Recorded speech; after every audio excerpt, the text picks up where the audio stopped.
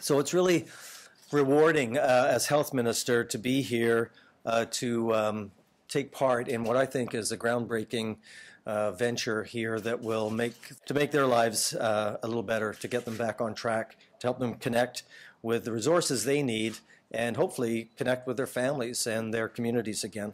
So if you imagine bouncing around from home to home, 18 years old, you're on the street. You miss a lot of those skills. So a lot of what we're looking at is things we take for granted, but it's laundry, it's hygiene, it's money management. How do you make your PWD check or your paychecks stretch for the whole month? The Inner City Youth Program was really built from the efforts of a group of concerned psychiatrists, folks who were working out at St. Paul's Hospital, who saw youth coming into the emergency room discharged without follow-up.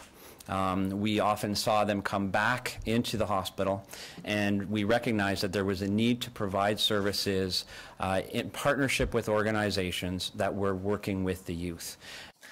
3 years ago, I was a college student, but due to addiction and mental illness, dropped out and found myself homeless living on the downtown east side with psychosis. I was plunged into the squalor and subhuman existence of the downtown east side.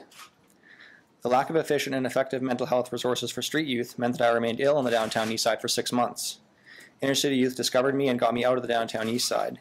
They got me into better housing, and I began working with their team of professionals to address my illness.